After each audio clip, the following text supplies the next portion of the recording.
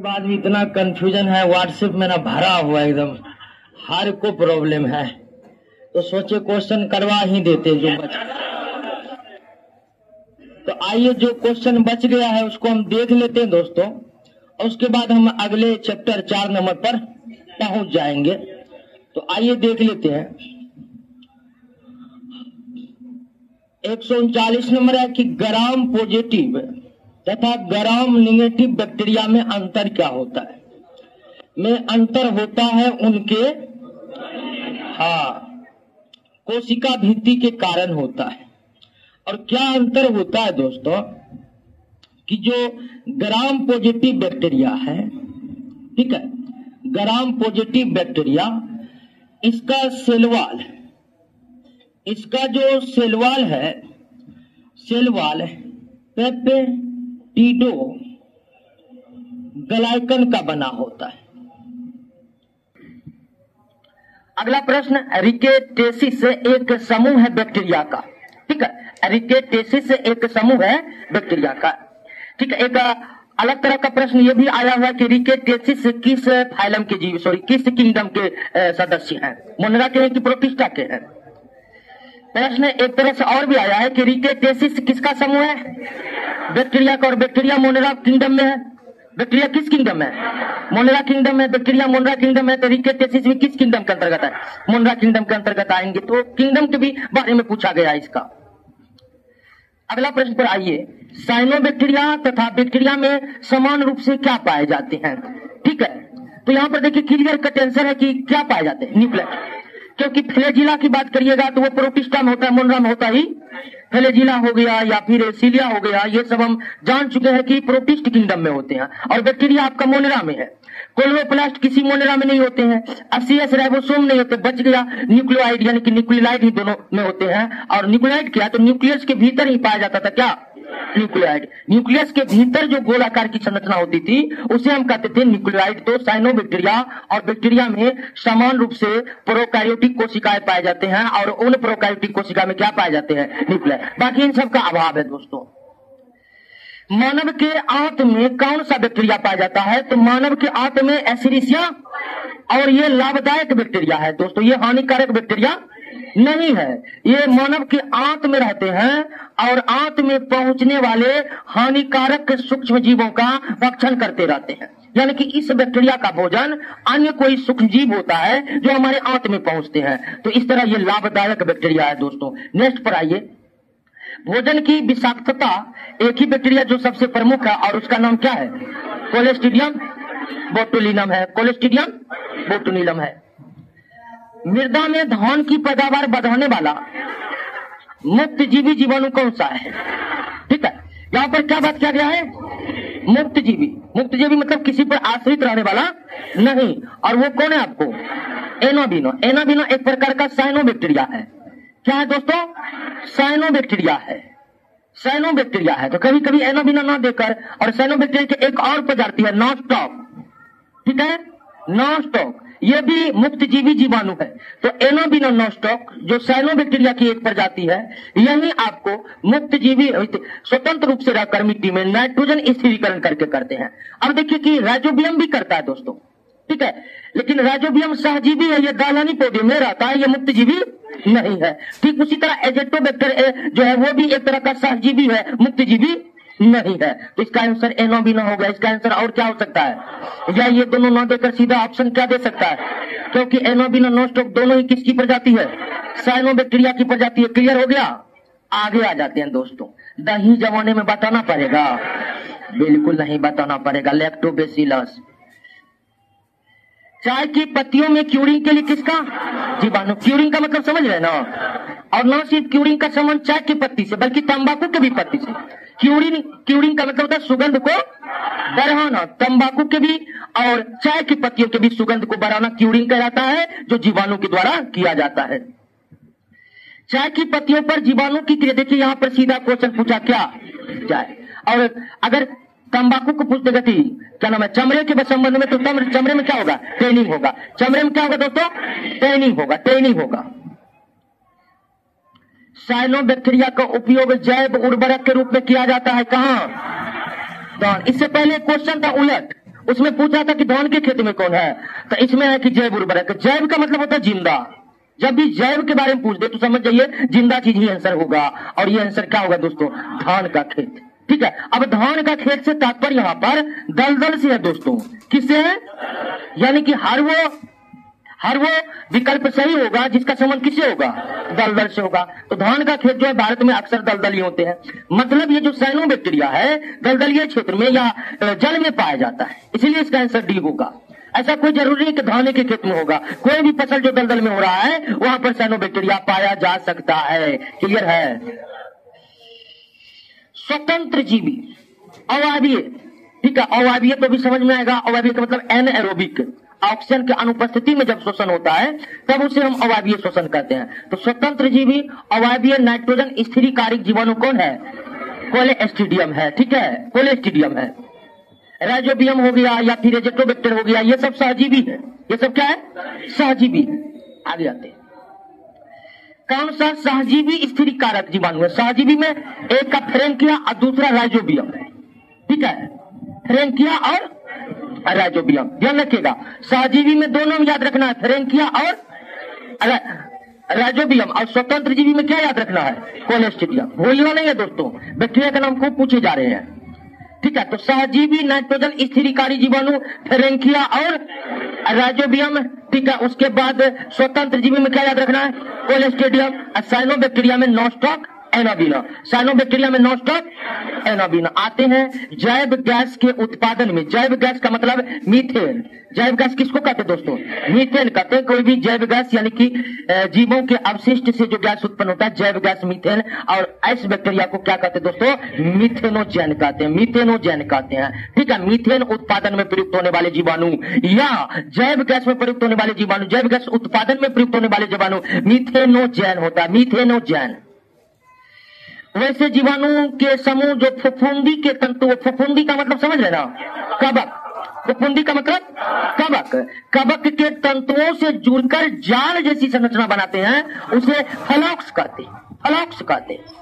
अब दोस्तों क्यों कहते हैं इसमें कोई कॉन्सेप्ट नहीं है, बस कहते हैं। ठीक है, यानी जीव वैज्ञानिकों ने नाम रख दिया है तो हम लोगों को कहना पड़ रहा है।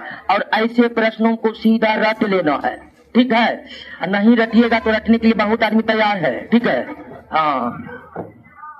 आइए दोस्तों, जूट की रेटिंग क्या हुआ? 149। देख लेते, देखने में क्या जाता है। हाँ, इसका कोलेस्ट्रिडियम होगा, तो कोलेस्ट्रिडियम होगा, कोई दिक्कत नहीं। कहीं पर आंसर है, कुछ गलत काटिए उसको, अरे हंसिए मत, कोलेस्ट्रिडियम ही होगा दोस्तों। ठीक है, आइए जूट की रेटिंग। जूट की, इसका मतलब क्या हुआ? जूट का रेटिंग का क्या मतलब हुआ? जूट का रेटिंग का मतलब हुआ जूट से जूट निकालना। अब जानते हैं कि जूट के फसल जब तैयार होते हैं तो किसान उसको काट करके पानी में डाल देते हैं। पानी में कुछ दिन जब वो रहता है तब आसानी से जूट के तना से रेशे अलग हो जाते हैं। तना के रेशे ही असली क्या है? जूट है, जिससे रस्सियां और बोरे बनाए जाते हैं। तो जूट के रेटिंग के मतलब हुआ, जूट के रेटिंग का मतलब ये हुआ दोस्तों कि जूट के पौधे से तना का रेशा निकालना। तो उसमें कहा कि कौन सा किण्वनकारी सूक्ष्मजीव बैक्टीरिया, जूट के रेटिंग के लिए कौन से किण्वनकारी सूक्ष्मजीव बैक्टीरिया है। मतलब जूट को जो पानी में डालते हैं तो उस पानी में कुछ खास प्रकार के बैक्टीरिया होते हैं, और वे खास प्रकार के बैक्टीरिया जूट के तने से उसके रेशे को क्या कर देते हैं? अलग कर देते हैं। उसके बाद किसान उसे आसानी से खींच कर क्या कर लेते हैं? और ये भी बैक्टीरिया का नाम याद रखना है, क्या? कोलेस्ट्रिडियम एसिटोब्यूटाइलिके। ठीक है, कोलेस्ट्रिडियम एसिटोब्यूटाइलिके। ठीक है, आप ये नाम ज्यादा याद रखिएगा, एसिटोब्यूटाइलिके। ठीक है, एसिटोब्यूटाइलिके, ये नाम ज्यादा याद रखिएगा। आगे आते हैं योग हट। योग हट समझते हैं क्या है? योग हट एक टॉनिक है, टॉनिक, जिसको लेने से ऊर्जा मिलती है या कहिए तंदुरुस्ती आती है। तो एक तरह का पेय पदार्थ है टॉनिक, पेय पदार्थ है जिनसे काफी ज्यादा ऊर्जा लिया जाता है। तो योग हट बनाने में भाग लेने वाला बैक्टीरिया है लैक्टोबैसिलस बल्गेरिकस और स्टेफोकोकस थर्मोफिल, ए और सी। योग हट एक ऐसे पेय पदार्थ है जिसको लेने से तत्काल ऊर्जा मिलती है, तंदुरुस्ती मिलती है। और ये योग हट जो है दोस्तों जीवाणु से बनाए जाते हैं। 2 जीवाणु का नाम याद रखना है, एक लैक्टोबैसिलस बल्गेरिकस और स्ट्रेप्टोकोकस थर्मोफिल्स। स्ट्रेप्टोकोकस थर्मोफिल्स, आप 2 नाम याद रखिएगा, बल्गेरिकस थर्मोफिल्स। लेकिन फिर थर्मोफिल्स याद रखिएगा, डबल थर्मोफिल्स है दोस्तों। ए और सी दोनों नाम, पूरा नाम याद रखिए, यहां पर कोई चलने वाला बात है। एक्टिनोमाइसिटीज वर्ग में भी कौन आते हैं दोस्तों? जीवाणु आते हैं। अभी तक 3 वर्ग मिल गया है। साइनोबैक्टीरिया जीवाणु है, रिकेटेटिस जीवाणु है, रिकेटेटिस मिला था ना, रिकेटेटिस भी क्या है? जीवाणु है। एक्टिनोमाइसिटीज भी क्या है? जीवाणु है। एक्टिनोमाइसिटीज भी क्या है? रिकेटेटिस भी क्या है? साइनोबैक्टीरिया भी क्या है? उसमें तो बैक्टीरिया लगा हुआ है, साइनोबैक्टीरिया। माइकोप्लाज्म को पीपीएलओ कहा जाता है, आपको पता है ना? हाँ ठीक है। ऑर्गेनिज्म लाइक के पुलरो निमोनिया, इसका खोज ई नोकार तथा या रॉक्स ने 1898 ईस्वी में किया था। ठीक है। तो माइकोप्लाज्म जो सबसे छोटे आकार का बैक्टीरिया है, जो सबसे छोटे आकार का बैक्टीरिया है, इसका खोज सर्वप्रथम ई नोकार्ड तथा ई रॉक्स ने 1898 ईस्वी में किया था। और माइकोप्लाज्मा को पीपीएलओ कहा जाता है। पीपीएलओ, इस पीपीएलओ से रिलेटेड क्वेश्चन पहले ही आ चुके हैं दोस्तों। निम्नलिखित में कौन सा रोग जीवाणु के कारण होते हैं? डिप्टीरिया होते हैं, क्षय रोग या तपेदिक या टीबी भी होते हैं, प्लेग होते हैं। आंसर क्या हो जाएगा? सभी। बीसीजी का टीका किसको? नवजात को देते हैं, नवजात को। देखिएगा 1 महीना तक नवजात ही रहता है। हाँ, कभी कभी देगा 1 महीना तक, तो 1 महीना तक आंसर दे सकते हैं। इस प्रश्न का आंसर जो है 1 महीना तक दिया जा सकता है। कभी कभी आंसर आ जाएगा 1 वर्ष, 2 वर्ष, 3 वर्ष, 4 वर्ष, 5 वर्ष, इस तरह के भी ऑप्शन आए हैं। फिलहाल यहाँ ये ऑप्शन रहेगा, ये सबसे सटीक ऑप्शन है। निम्नलिखित में कौन सा रोग जीवाणु के कारण नहीं होता है? चेचक। चेचक पढ़ चुके हैं, विषाणु के कारण होते हैं। और भारत में इस रोग की समाप्ति हो चुकी है 1977 में ही। बच्चों को किस रोग से प्रतिरक्षित करने के लिए डीपीटी का टीका दिया जाता है? हाँ, डीपीटी का डिप्थीरिया, पी से pertussis, D for diphtheria, P for pertussis. Pertussis को काली खांसी या कुकुर खांसी कहते हैं, और टी का मतलब टेटनस। तो फिलहाल आंसर हमारा क्या होगा? कुकुर खांसी। इसको काली खांसी भी कहते हैं। क्या कहते हैं? काली खांसी। यानी एक बार खांसी स्टार्ट होता है ना, तो जब तक आदमी पकड़ता नहीं तब तक होते रहता है। ठीक है, एकदम हो रहा है, खांसी हो रहा है। किस निम्नलिखित में किस रोग का कारण जीवाणु है? सब। गोनेरिया जो है वह जनन अंगों पर होने वाला रोग है दोस्तों, गोनेरिया। इनमें से सभी, टाइफाइड भी, सुजाक को गोनेरिया कहते हैं, कुकुर खांसी कहते हैं। कुकुर खांसी तो हम देख ही लिए, वो बैक्टीरिया का कारण होता है। आगे बढ़ते हैं दोस्तों। कुष्ठ रोग का कारण क्या है? जीवाणु है। कुष्ठ रोग का कारण जीवाणु है। बहु औषधि चिकित्सा, मल्टी ड्रग थेरेपी कोड या कुष्ठ रोग भी कह सकते हैं। ठीक है, कुष्ठ रोग या कोड जो भी कह लीजिए, मल्टी ड्रग थेरेपी। तो ये कुष्ठ रोग के लिए। हैजा का कारण क्या है? जीवाणु है, वाइब्रियो कोलेरी जीवाणु। निम्नलिखित में कौन जल जनित रोग है? जल जनित, हैजा। ठीक है, हैजा जल जनित। चेचक, वायु, मलेरिया, मच्छर, तपेदिक मतलब टीबी, और टीबी का हवा के द्वारा फैलता था बैक्टीरिया, हम जान चुके हैं। मेनिंजाइटिस या गर्दन तोड़ बुखार का कारण क्या दोस्तों? जीवाणु। मस्तिष्क प्रभावित होते हैं इससे, नर्वस सिस्टम प्रभावित होते हैं इससे। नेक्स्ट, निम्नलिखित में किसकी पहचान? बिडाल किसके लिए दोस्तों? टाइफाइड के लिए। बिडाल परीक्षण किसके लिए की जा सकती है? टाइफाइड के लिए की जा सकती।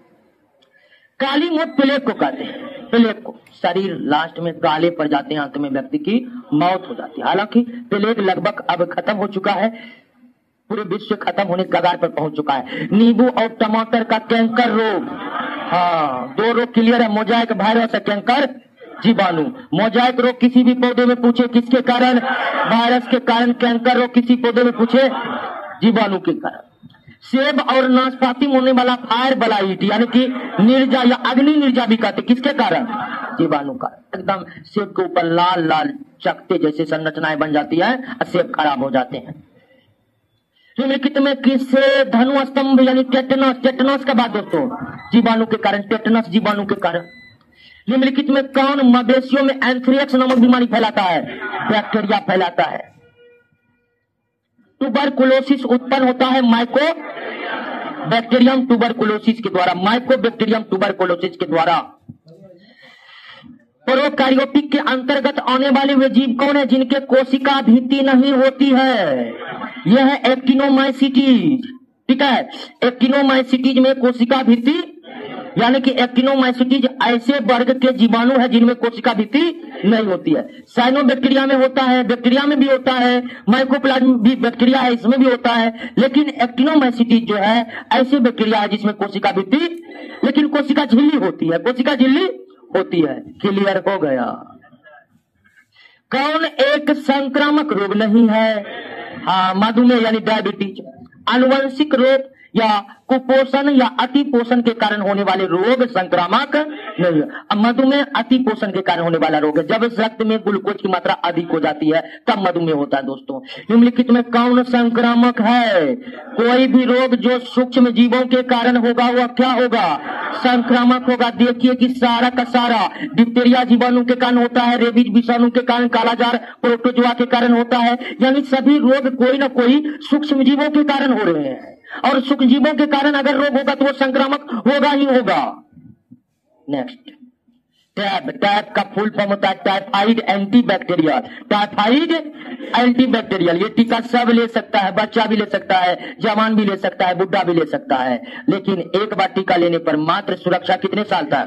3 साल तक। टैब का टीका आपको टाइफाइड से 3 साल तक बचा कर रखेगा। क्षय रोग। क्षय रोग किसके द्वारा?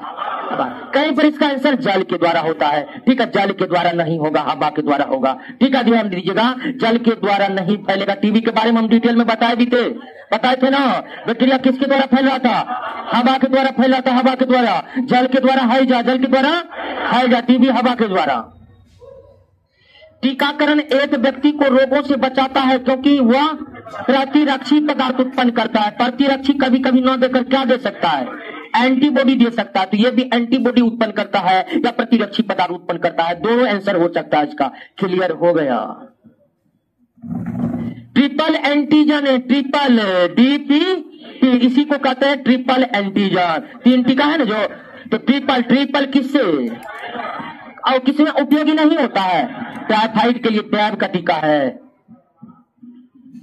सिंड्रोम का मतलब होता है लक्षणों का समूह। कई तरह के लक्षणों के समूह को ही सिंड्रोम कहा जाता है। निम्नलिखित में कौन सा टीका 1.5 महीनों, 2.5 महीनों, 3.5 महीनों में दिया जाता है? तो 1.5 महीनों में डीपीटी, 1.5 महीनों में, 2.5 महीनों में हेपेटाइटिस बी, 2.5 महीनों में हेपेटाइटिस बी, और 3.5 महीनों में DPT, hepatitis B, polio. Polio टीका, पोलियो टीका। तो डीपीटी, हेपेटाइटिस बी और पोलियो। डीपीटी, हेपेटाइटिस बी और पोलियो। क्लियर हो गया? हालांकि हेपेटाइटिस बी का उतना प्रकोप नहीं है तो कभी कभी नहीं भी डलता है हेपेटाइटिस बी का, लेकिन ये दोनों डलता ही डलता है। कितना सुई डलता है आजकल? तो 13-14 सुई मारता है बच्चा को।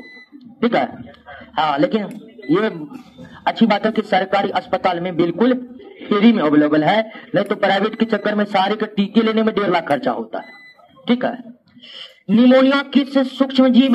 निमोनिया तो दोस्तों दोनों के कारण होता है। नहीं जी, बताए थे। स्ट्रेप्टोकोकस निमोनिया के कारण, हीमोफिलस इन्फ्लुएंजा दोनों के कारण, ए और बी दोनों होगा। नेक्स्ट पर आते हैं दोस्तों, एरिथ्रोमाइसिन, काली खांसी, पर्टूसिस, कुकुर खांसी जिसको बोले थे, जिसके लिए डीपीटी लगवाए थे। तो यही है दोस्तों एरिथ्रोमाइसिन, काली खांसी में काम आने वाला ड्रग है, यानी कि औषधि है या दवाई है। निम्नलिखित में कौन सी बीमारी कोरोना वायरस से संबंधित है?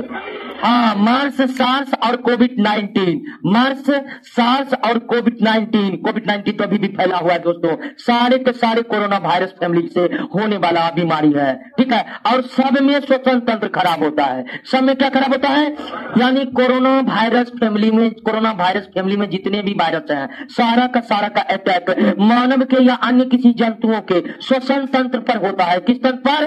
श्वसन तंत्र पर होता है। नेक्स्ट, कौन सा जीवाणु के कारण होने वाला रोग है? सभी।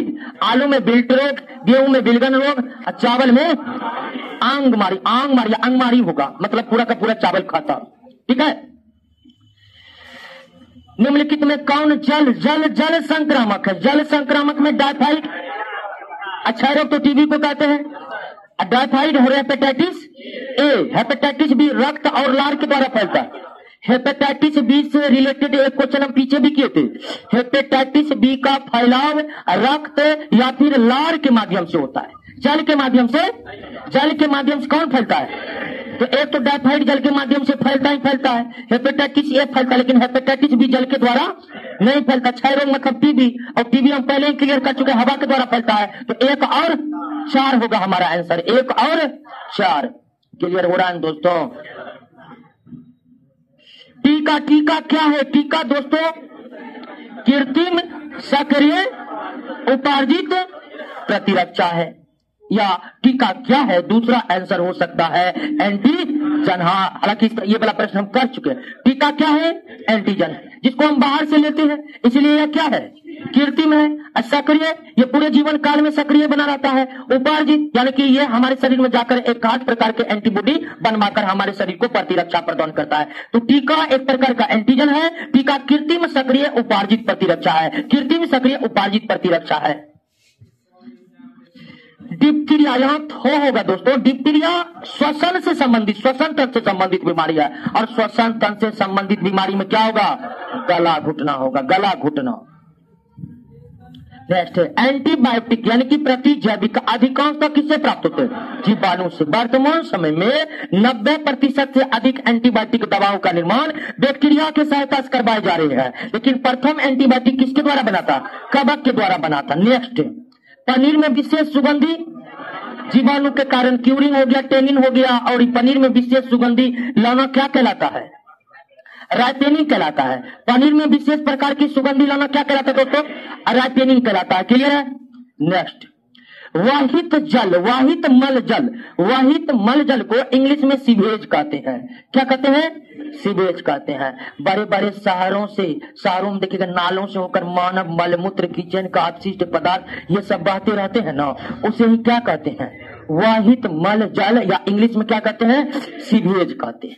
तो नालों से होकर जो गंदगियों के पानी के साथ जो गंदगियां बहती रहती है उसे कहते हैं वाहित मल जल। अब वाहित मल जल को किसी जल स्रोत में डालने से पहले उसका क्या किया जाता है? उपचार किया जाता है। पहला उपचार दोस्तों क्या होता है? प्राथमिक, और दूसरा उपचार क्या होता है? वाहित मल जल क्या है इसके बारे में आप समझ गए ना? बड़े बड़े शहरों में नालों से होकर बहने वाले मानव मलमूत्र घरों के अपशिष्ट पदार्थ को ही क्या कहा जाता है? वाहित मल जल, या इंग्लिश में सीवेज कहा जाता है। और जब इन्हें किसी जल स्रोत अथवा नदी में, नहरों में डाला जाता है तो उसे साफ करके डाला जाता है। हालांकि साफ बहुत कम होता है, लेकिन इन्हें साफ करके ही जल स्रोत में डालना चाहिए। साफ करने के लिए दो प्रकार की यानी 2 स्टेप है। वाहित मल जल को साफ करने के कितने स्टेप है? 2। पहला प्राथमिक उपचार, और दूसरा, ध्यान दीजिए, बहुत का ध्यान भटक रहा है, ध्यान रखिए, असली चीज यही है। चलिए, तो वाहित मल जल को कितने स्टेप में साफ किया जाता है?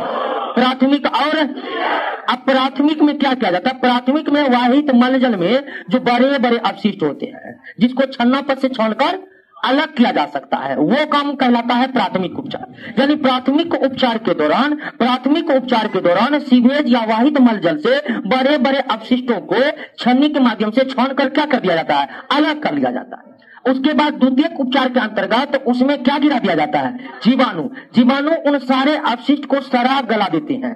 सरे गले अपशिष्ट पदार्थ नीचे बैठ जाते हैं, पानी ऊपर आ जाते हैं। पानी ऊपर आ जाते हैं तो पानी को निकाल कर आगे बढ़ा दिया जाता है, और जो सरे गले जीवाणु के द्वारा जीवाणु द्वारा जो पदार्थ सराया गला गया वो नीचे में बैठ जाते हैं, और वो बेहतरीन खाद, बेहतरीन जैव खाद या बेहतरीन कंपोस्ट खाद में परिवर्तन में किया जाता है दोस्तों। तो वाहित जल के द्वितीयक उपचार में किसका इस्तेमाल होता है? और ये भी याद रखिएगा कि वाहित मल जल के प्राथमिक उपचार में किसी सूक्ष्मजीव का इस्तेमाल नहीं किया जाता है, बल्कि प्राथमिक उपचार के दौरान बड़े बड़े अपशिष्टों को आसानी से छानकर पानी से अलग कर लिया जाता है। दोस्तों, इस चैप्टर से बहुत क्वेश्चन पूछ रहा है, इसीलिए बहुत क्वेश्चन है इसमें। निम्नलिखित में कौन सा नाइट्रोजन स्थिरीकारक जीवाणु नहीं है? थुरेंजियंसिस, कोलेस्ट्रिडियम है, अजोला है, अजोटोबैक्टर है, लेकिन बेसिलस थुरेंजियंसिस ये नाइट्रोजन स्थिरीकारी जीवाणु नहीं है, ये विनाइट्रिकारी जीवाणु है। दूसरा क्या है दोस्तों? विनाइट्रिकारी जीवाणु है, यानी कि ये नाइट्रोजन स्थिरीकारी जीवाणु का ठीक उल्टा काम करने वाला जीवाणु है, विनाइट्रिकारी जीवाणु है। क्लियर हो गया? बताइए दोस्तों, क्वेश्चन रिपीट है, क्या होगा आंसर? बी और सी है दोस्तों। अब कहिए क्वेश्चन दो बार क्यों पूछा गया? दो बार कहा है तो दो बार पूछा गया है। एक बार एसएससी में पूछा गया है, एक बार रेलवे में पूछा गया है, ठीक है, इसीलिए दो बार। निफ जीन राइजोबियम में पाए जाते हैं, ठीक है, निफ जीन राइजोबियम में पाए जाते हैं। जीन है दोस्तों, डीएनए का पार्ट है। हरा प्रोटोजोआ किसको कहते हैं? यूग्लिना को कहा जाता है। क्यों कहा जाता है पता है ना? कोलोप्लास्ट पाए जाने के कारण। क्या पाए जाने के कारण? अगला विटिकर के प्रोटिस्टा में है, प्रोटिस्टा में यूग्लिनो है और सारा का सारा प्रोटोजुआ है। अगला क्वेश्चन, पौधा और जंतु के बीच योजक कड़ी यूग्लिनो। यूग्लिनो का प्रचलन अंक क्या है? फ्लैजिला है, फ्लैजिला है। यूग्लिनो में फ्लैजिला की संख्या 2 होता है, दो, ठीक है, 2 होता है, एक बड़ा और एक छोटा, 2 होता है। यूग्लिनो में फ्लैजिला कितना? 2। ऐसे सूक्ष्मजीव को क्या कहते हैं जिनमें जंतु और कवक दोनों वर्गों के समान लक्षण है? स्लाइम मोल्ड कहते हैं दोस्तों, स्लाइम मोल्ड कहते हैं। और ये भी आपको किसमें है? प्रोटिस्टा में। क्या कहते हैं? स्लाइम मोल्ड को एक और नाम से जाना जाता है, फंगस एनिमल भी कहा जाता है। क्या कहा जाता है इसको? फंगस एनिमल भी कहा जाता है। ये प्रोटिस्टा किंगडम के सूक्ष्म जीव है, स्लाइम मोल्ड। इसमें जंतु और कवक दोनों के लक्षण पाए जाने के कारण इसे फंगस एनिमल कहा जाता है। ये प्रोटिस्टा फाइलम के अंतर्गत आ जाते हैं, स्लाइम मोल्ड। स्लाइम मोल्ड किस जगत में है? अभी तुरंत देखें किस जगत में है? प्रोटिस्टा जगत में है, प्रोटिस्टा जगत में है। चप्पल की आकृति का पैरामीशियम है, पैरामीशियम है। पैरामीशियम किस वर्ग में आते हैं? पैरामीशियम सीलिएटा वर्ग में आते हैं, अर्थात इसमें प्रचलन अंक क्या होता है? सीलिया होता है, ठीक है। पैरामीशियम का प्रचलन अंक क्या होता है? सीलिया होता है। आगे क्वेश्चन, पैरामीशियम का प्रचलन अंग सीलिया, यूग्लिना का फ्लैजिला, अमीबा का सूडोपोडिया, ग्लाइडिक किसी का नहीं है। मलेरिया बुखार पैदा करने वाला प्रोटोजोआ कौन है? प्लाज्मोडियम है। मलेरिया बुखार पैदा करने वाला प्रोटोजोआ प्लाज्मोडियम है, प्लाज्मोडियम है। प्लाज्मोडियम का जीवन चक्र पूरा होता है 2 पोषक में, ठीक है। प्रधान पोषक मानव है और माध्यमिक पोषक एनोफिलीज मच्छर है। प्रधान पोषक मानव है और माध्यमिक पोषक मादा एनोफिलीज मच्छर है। 2 पोषक में एक को प्रधान पोषक और एक को माध्यमिक पोषक कहा जाता है। नेक्स्ट दोस्तों, मच्छर में मलेरिया परजीवी का जीवन चक्र किसने खोजा? रोनाल्ड रोस ने, ठीक है। मैलिग्नेंट मलेरिया बुखार फैल्सीपेरम के द्वारा होता है। दोस्तों, प्लाज्मोडियम की 4 जातियां मलेरिया को फैलाते हैं मुख्य रूप से। प्लाज्मोडियम वाइवेक्स, फैल्सीपेरम, प्लाज्मोडियम ओवले, ठीक है, और मलेरियाई। प्लाज्मोडियम की कुल 4 जातियां हैं जो मलेरिया का रोग फैलाता है। देख रहे हैं ऑप्शन में 4 जातियां आपका ऑप्शन में। इसमें जो मैलिग्नेंट मलेरिया है, यानी जिस मलेरिया में हड्डी तोड़ बुखार जिसको कहते हैं, इतना बुखार कुछ जो शरीर के हड्डी तक में कंपन उत्पन्न करते, तो वो बुखार जो होता है फैल्सीपेरम में होता है। किसमें होता है? फैल्सीपेरम में होता है। बार बार कपकपी के साथ तेज बुखार, मलेरिया में हम बताए थे कि 3 स्टेप में, ठीक है। पहले ठंडा, उसके बाद गर्मी और उसके बाद पसीना। ठंडा गर्मी पसीना वाली स्थिति किस रोग में होता है? मलेरिया में होता है। नेक्स्ट, प्लाज्मोडियम की संक्रमित अवस्था दोनों है, मेरोजोइट और अंतर है कि एस्पेरोजोइट अवस्था किसमें होता है? मच्छर में। मेरोजोइट अवस्था होता है मानव में।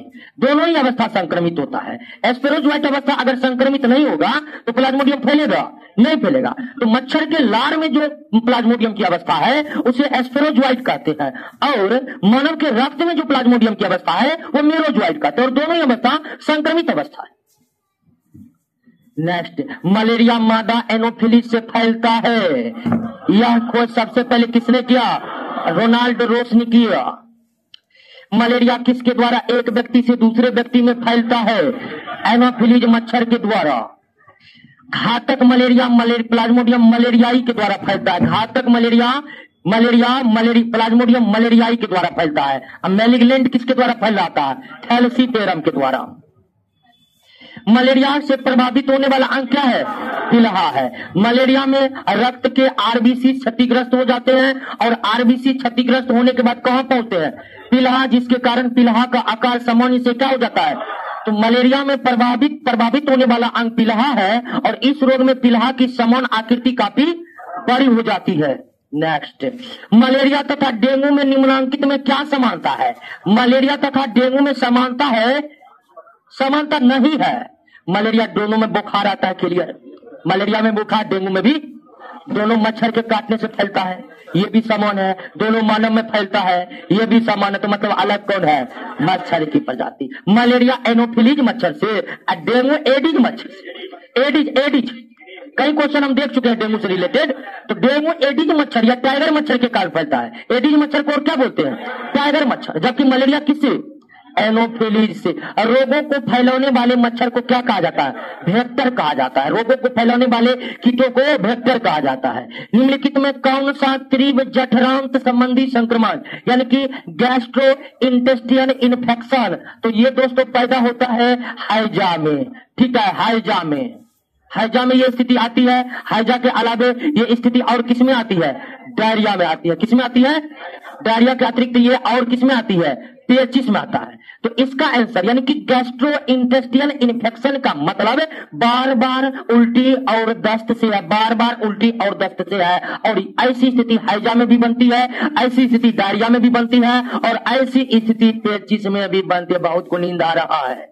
हमको जिसको नींद आ रहा है, सबसे बड़ी बात है कि रात में वो लोग करता क्या है? नींद आने का मतलब है रात में ठीक से सोए नहीं है। अरे पढ़ता है, पढ़ने का मतलब थोड़े है कि पढ़ेंगे घर में, सुतेंगे क्लास में। ये सारा का सारा चक्कर है यूट्यूब का। पक्का रात में यूट्यूब के चक्कर में पड़ा होगा। ठीक है, बिल्कुल दोस्तों। जब तक दरोगा नहीं बनो, एक बात कौन को सुन लिए, जो सोशल साइट से पूरी तरह से परहेज नहीं करेगा वो दरोगा नहीं बन सकता है। ठीक है, क्योंकि दोस्तों नशों से ज्यादा खराब होता है ये सोशल साइट का नशा। ठीक है, वास्तविक नशों से ज्यादा खराब है कोई भी सोशल नेटवर्किंग साइट। आपको पता ही नहीं चलेगा कि 1 घंटा बीत गया है। ठीक है ना। तो दोस्तों नौकरी करना है, नौकरी करके दमदार प्रोफाइल के साथ उतरना है। तो समय है अभी कि सभी सोशल नेटवर्किंग साइट से परहेज कर लेना। हम ये नहीं करें कि जाके आप अपना अकाउंट डिलीट कर लीजिए। ठीक है, हम करें परहेज करने के लिए, मतलब एक टाइम बिता लीजिए कि इस टाइम में सारे प्रोफाइल को चेक कर लेना आधा घंटा में। ये झूठ मूठ कर लगे रहना है। ठीक है, कि चाचा क्या किया है, पड़ोसी क्या किया है, यहाँ क्या क्या हो रहा है, आराम से लगे रहता। बहुत कम देखते हैं, क्लास में लगा हुआ, पीछे में बहुत कम देख रहे हैं। आप लोग नहीं, कहीं क्लास में लगा रहता, क्लास बीत गया, पता चलता क्लास बीत गया, अभी तो हम फेसबुक खोले थे।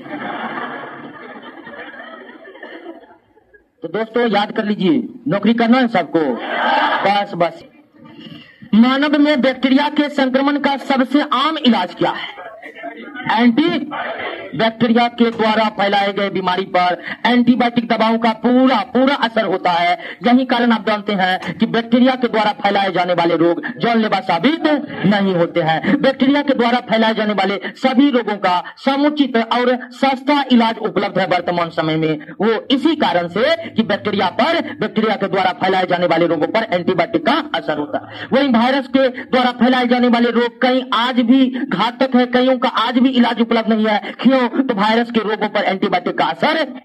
अगला क्वेश्चन, काला आजार किसके कारण होता है? लिस्मेनिया के कारण। शरीर काला पड़ जाता है इसमें। काला आजार रोग के कारक लिस्मेनिया दोनों बहनी होगा या मानी होगा। प्रोटोजोआ का संक्रमण मनुष्य में किसके द्वारा? सैंड फ्लाई, कभी कभी बालू मक्खी दे सकता है या सिक्ता मक्खी दे सकता है, लेकिन इंग्लिश में केवल यही देगा, सैंड फ्लाई। ठीक है, अंग्रेजी में केवल एक नाम है। निंद्रा रोग किसके कारण? ट्रिपेनोसोमा के कारण, ट्रिपेनोसोमा के कारण। परजीवी प्रोटोजोआ ट्रिपेनोसोमा किसके कारण? सीसी। और सीसी मक्खी भारत में, एशिया में ही नहीं पाए जाते दोस्तों। हाँ, ये मक्खी केवल पश्चिमी अफ्रीकी महाद्वीप में पाए जाते हैं, इसलिए इस रोग का प्रकोप भी केवल पश्चिमी अफ्रीकी महाद्वीप तक ही सीमित है। निम्नलिखित में किस परजीवी प्रोटोजोआ का जीवन चक्र पूरा करने हेतु 2 पोषक की जरूरत है? तो सभी। प्लाज्मोडियम के बारे में तो हम जान ही चुके हैं, मादा एनोफ्रीज मानव, ट्रिपेनोसोमा का सीसी मक्खी और मानव, लिस्मेनिया का सेंड फ्लाई, और तीनों को 2-2 पोषक चाहिए जीवन चक्र पूरा करने के लिए।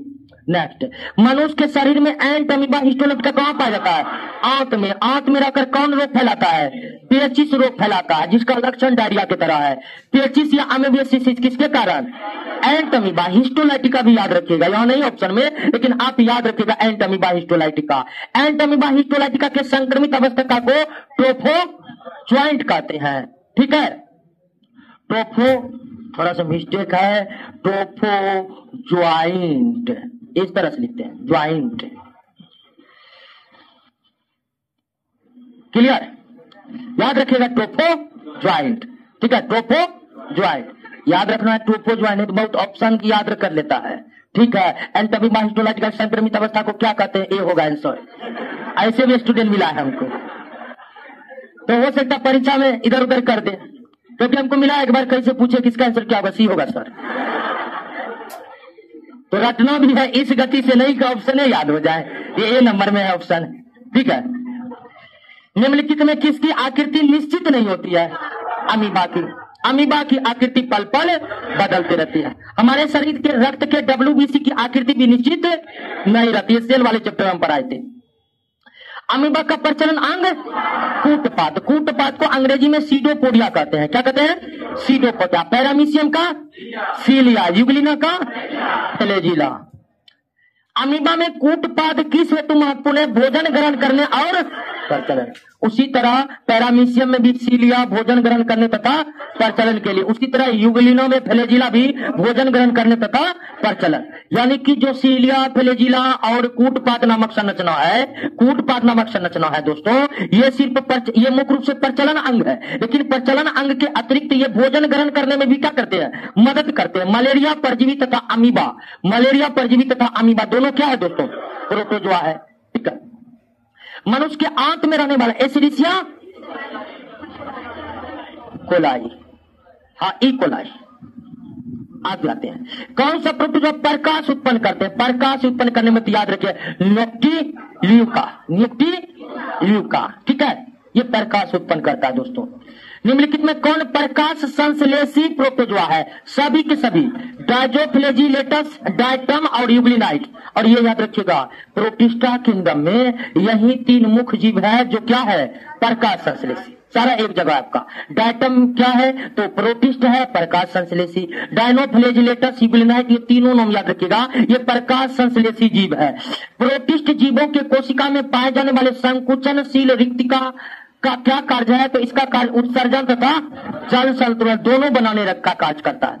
आपको बताए थे कि कुछ प्रोटिस्ट जीव अमीबा, जैसे कुछ प्रोटिस्ट जीव अमीबा हो गया, पैरामीशियम हो गया, पैरामीशियम हो गया, इनमें कैसा रिप्रोडक्शन पाया जाता है? होलोजोइक न्यूट्रिशन पाया जाता है। और होलोजोइक न्यूट्रिशन ऐसा न्यूट्रिशन है जिसमें क्या होता है दोस्तों? डाइजेशन होता है, पाचन। पोषण की वह प्रक्रिया जिसमें भोजन का पाचन होता है, वह पोषण होलोजोइक कहलाता है। क्या कहलाता है? होलोजोइक कहलाता है। और अमीबा और पैरामीशियम में भी होलोजोइक होता है, मानव में भी होलोजोइक होता है। तो जो एक कोशिकीय जीव है जिनमें होलोजोइक न्यूट्रिशन होता है, उनमें भोजन का पाचन कहाँ होता है? उनमें भोजन का पाचन वैक्यूल में होता है, उसमें भोजन का पाचन वैक्यूल में होता है। इसके अलावे यह वैक्यूल उत्सर्जन का काम करता है, जल संतुलन का काम करता है, लेकिन यहाँ पर आंसर बी सी दोनों होगा। ठीक है, इनमें से सभी देता तो हम दे देते पाचन होगा, लेकिन यहाँ पर आपका आंसर क्या होगा दोस्तों? डी। प्रकाश संश्लेषी प्रोटिस्ट डाइटम, डाइटम का दूसरा नाम है दोस्तों गोल्डन ब्राउन अलगी, गोल्डन ब्राउन अलगी। इससे पहले ही पढ़े हैं कि डाइटम प्रोटिस्ट है, प्रकाश संश्लेषी है और इसे गोल्डन ब्राउन अलगी कहा जाता है। आइए दोस्तों, एनोफिलीज मच्छर क्या फैलाता है? मलेरिया। क्यूलेक्स फैलाता है मलेरिया। रेत फ्लाई यानी सेंड फ्लाई, सेंड फ्लाई मतलब कालाजार, और सीसी स्लीपिंग सिकनेस। 4 3 1 2 4 3 1 2 4 3 1 2। ठीक है। बेसन टेस्ट परीक्षण प्लेग रोग की पहचान हेतु किया जाता है। ठीक है। विडाल परीक्षण किसके लिए? टाइफाइड के लिए। एलिसा एयर्स के लिए। आगे आते दोस्तों। टाइफाइड में आंत प्रभावित होता है, हैजा में भी आंत प्रभावित होता है, अमीबिया पेचिस या डायरिया में भी आंत प्रभावित होता है। सूक्ष्म एक कोशिकीय जीव जो पानी में पाए जाते हैं उन्हें प्लैंकटन कहते हैं। और छूट गया दोस्तों इसका, उसे प्लैंकटन कहते हैं।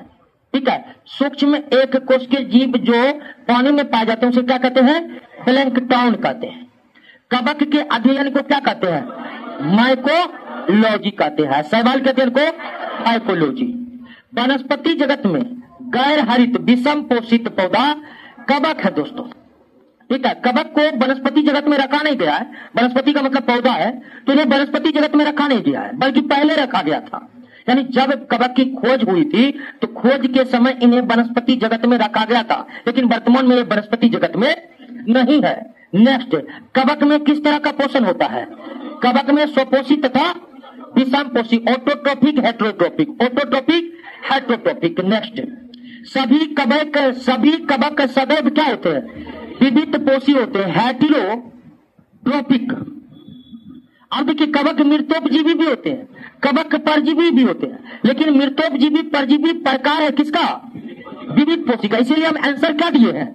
विविध पोषी भी दिए। कवक सभी कवक न तो मृतजीवी होते हैं और न ही सभी कवक, लेकिन सभी कवक क्या होते हैं? अब विविध पोषी का ही हेट्रोट्रोफी का ही टाइप है परजीवी, हेट्रोट्रोफी का टाइप है मृतोपजीवी, और हेट्रोट्रोफी का एक तीसरा टाइप था होलोजोइक, जो अमीबा और पैरामीशियम में हुआ था दोस्तों। क्लियर है? बात समझ रहे हैं कि नहीं?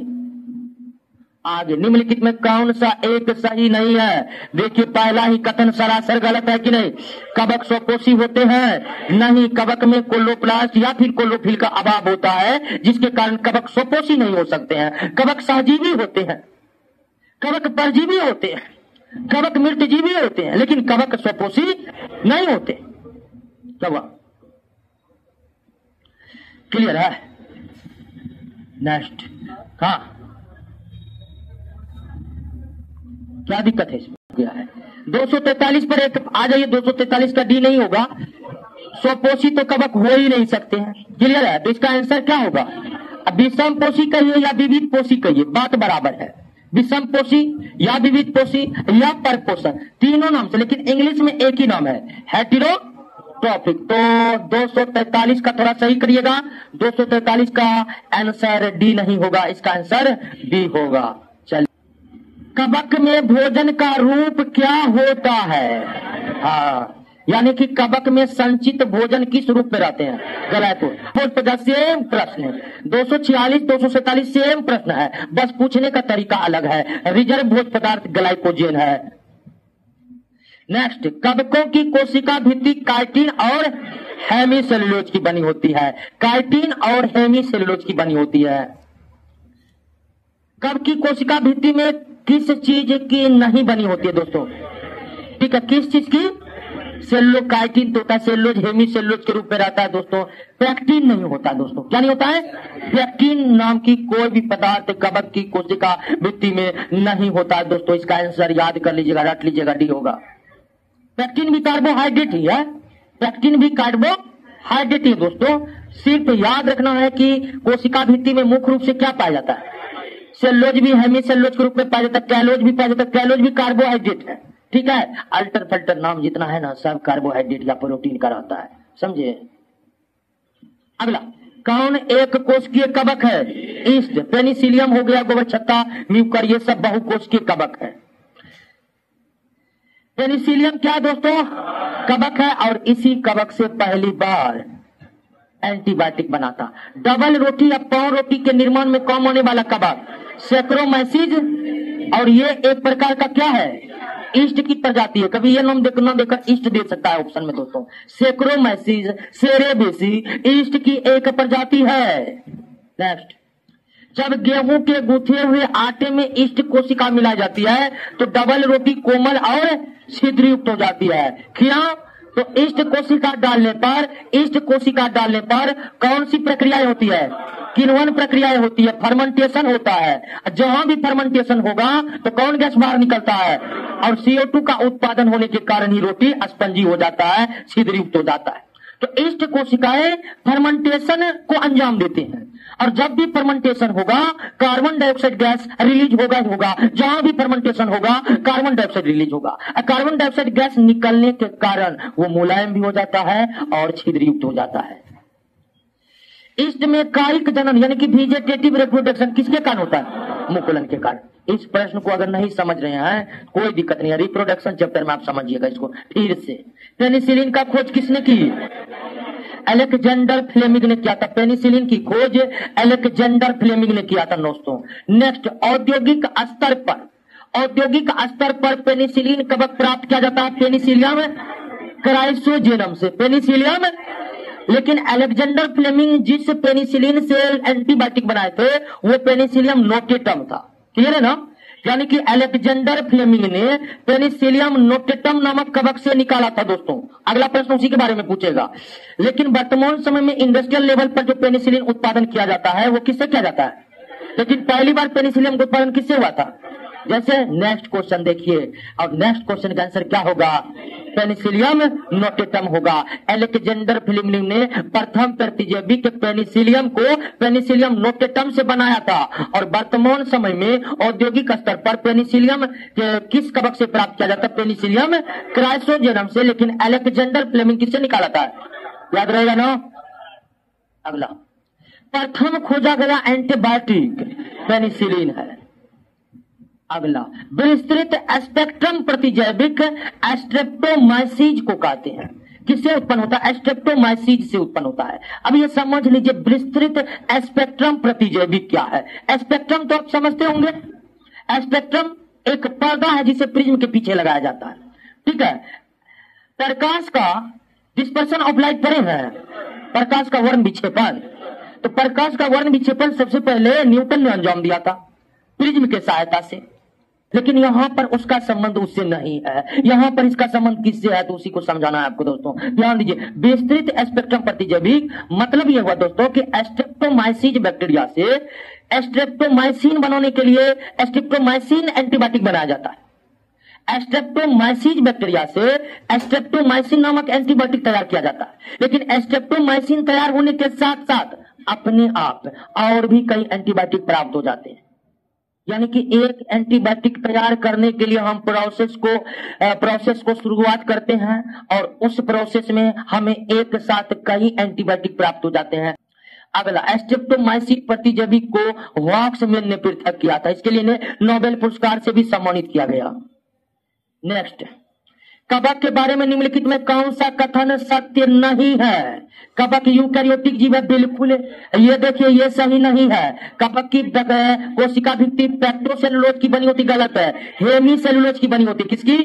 हेमीसेलुलोज की बनी होती है, पेक्टोसेलुलोज की नहीं बनी होती है। किसमें क्लोरोफिल नहीं पाया जाता है? कवक में नहीं पाया जाता है। अब बाकी सारा पौधा है तो उसमें पाया जाता है। नेक्स्ट, वृक्ष के छाल पर उगने वाले कवक को कोर्टिकोलस, गोबर पर उगने वाले को कोप्रोफिलस, ऑर्गोट प्राप्त होता है कवक से। और किस कवक से? क्लेबीसेप्स नामक कवक से। और ऑर्गोट से नशीले ड्रग्स तैयार किए जाते हैं। LSD भी प्राप्त होता है किससे? कवक से। ये भी एक हैलुसिनेशन ड्रग है, भ्रम उत्पन्न करने वाला ड्रग है। अल्फा विष किससे उत्पन्न होता है? कवक से। और ज्यादातर मवेशी प्रभावित होते हैं, मानव ज्यादा प्रभावित नहीं होते हैं। नेक्स्ट, निम्नलिखित में कौन सा खाने योग्य कवक है? हाँ, खाने योग्य कवक में 3-4 नाम, रोमेरिया, कलेबेसिया और एगेरिकस। रोमेरिया, कलेबेसिया और एगेरिकस ये मशरूम की प्रजाति है। किसकी प्रजाति है? मशरूम की प्रजाति है दोस्तों। नेक्स्ट, मशरूम क्या है? कवक है, लेकिन मशरूम के सारे प्रजाति खाने के योग्य नहीं होते हैं। बहुत से आपको बहुत पॉइजनस होते हैं, खाते ही दम तोड़ देता है आदमी दोस्तों। सामान्य खाद्य छत्रक दोस्तों मशरूम को कहा जाता है, ठीक है, जिसको हम लोग गोबर छत्ता बोलते हैं दोस्तों। इसको सामान्य खाद्य छत्रक क्या होता है, तो मशरूम होता है। मशरूम में क्या होता है, तो कस कर ठसाठस भरे कवक जाल।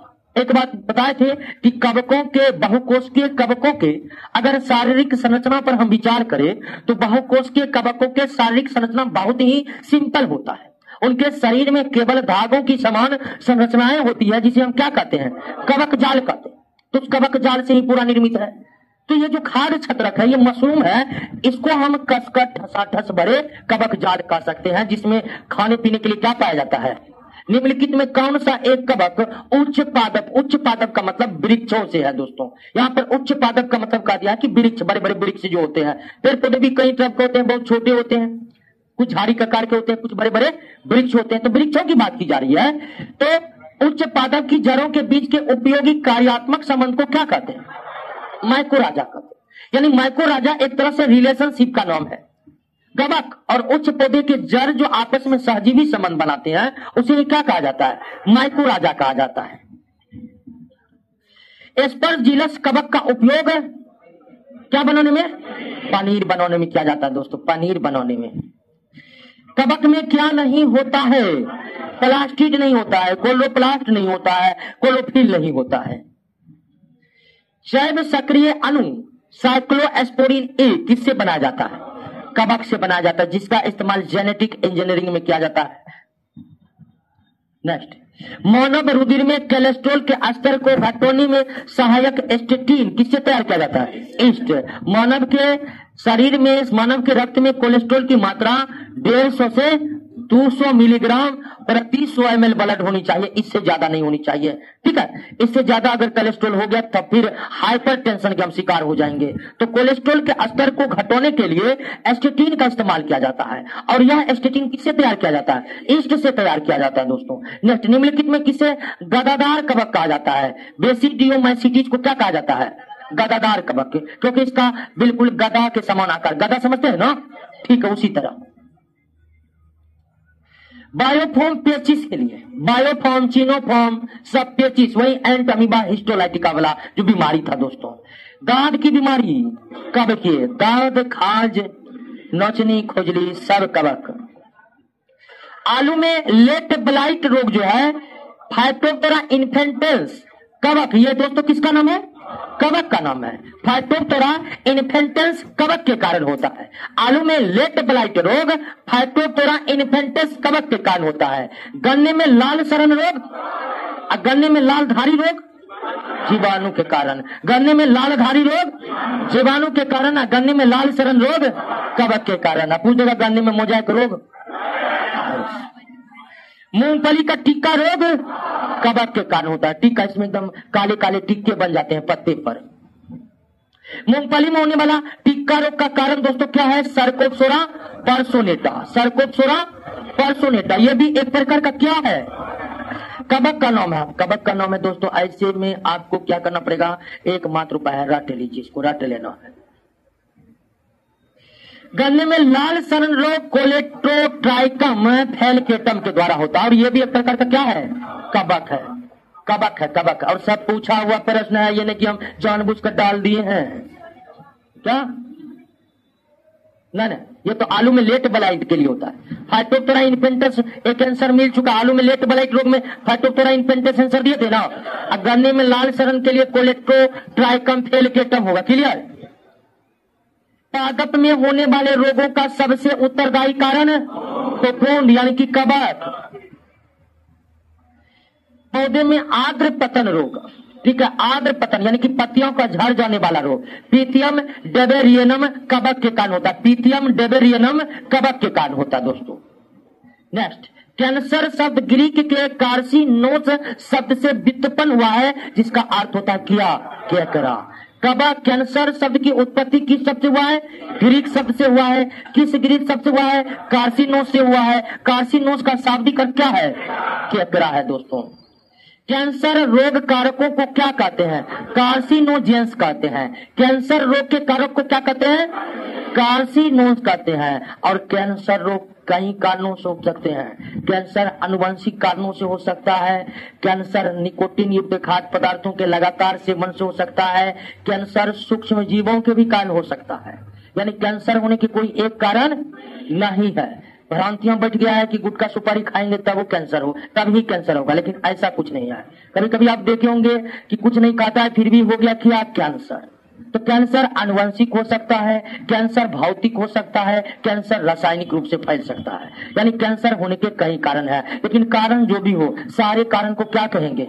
कैंसर उत्पन्न होने के रासायनिक कारण है, कैंसर उत्पन्न होने के भौतिक कारण है, कैंसर उत्पन्न होने के आनुवंशिक कारण है।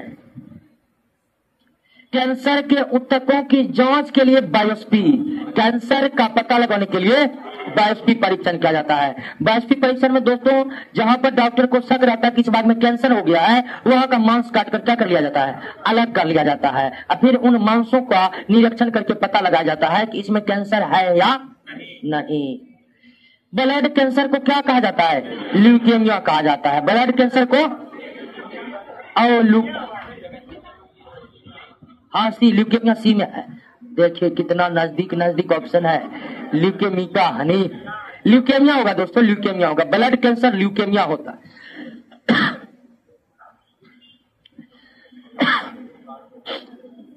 मनुष्य के सबसे अधिक होने वाला कैंसर कार्सिनोमा है। सबसे अधिक होने वाला कैंसर कार्सिनोमा। कार्सिनोमा मतलब इपिथीलियम ऊतक, इपिथीलियम ऊतक, इपिथीलियम ऊतक जैसे त्वचा हो गया। इपिथीलियम ऊतक में होने वाला कैंसर को इपिथीलियम ऊतक जैसे त्वचा, इपिथीलियम ऊतक के बारे में हम पढ़े हैं ना, 4 प्रकार के ऊतक के बारे में। तो कैंसर होने के कई कारण है। जीवाणु भी है, विषाणु भी है, आनुवंशिक भी है, ऑन्कोजीन्स भी है। ये भी दोनों होगा दोस्तों। फिजियोथेरेपी, फिजियोथेरेपी पोलियो में सक्सेस है। पोलियो से रिलेटेड एक क्वेश्चन में था भी, किस समूह के एंटीबॉडीज से एलर्जिक प्रतिक्रिया होती है? ये सब दोस्तों एंटीबॉडी है। ठीक है, ये सब क्या है? एंटीबॉडी है। तो किस समूह के एंटीबॉडी से एलर्जिक प्रतिक्रिया होती है? तो आईजीई, आईजी को इम्यूनोग्लोब्यूलिन पढ़ते हैं। इम्यूनोग्लोब्यूलिन, ठीक है। आईजी का मतलब क्या होता है दोस्तों? Immunoglobulin, immunoglobulin. तो आईजीई, आईजीए। तो एलर्जिक प्रतिक्रिया को रोकने वाला एंटीबॉडी कौन है? ई। इसको आईजी ना पढ़कर एंटीबॉडी ई पढ़िए। क्या? आइए दोस्तों, 294 एंटीबॉडी अभी बताए हैं।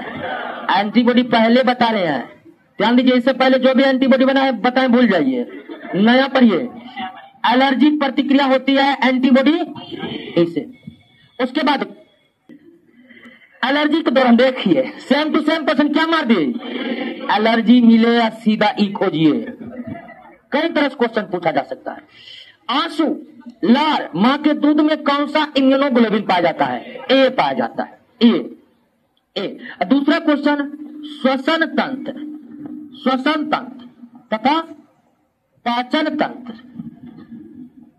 को सुरक्षा प्रदान करने वाला, सुरक्षा प्रदान करने वाला, श्वसन तंत्र तथा पाचन तंत्र को सुरक्षा प्रदान करने वाला प्राथमिक एंटीबॉडी कौन है? तो आईजीए।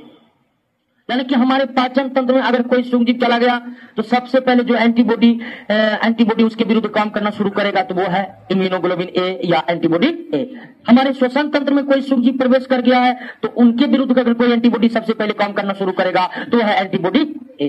क्लियर दोस्तों? सबसे बड़े आकार का इम्यूनोग्लोबिन कौन है? एम। सबसे बड़े आकार का एम।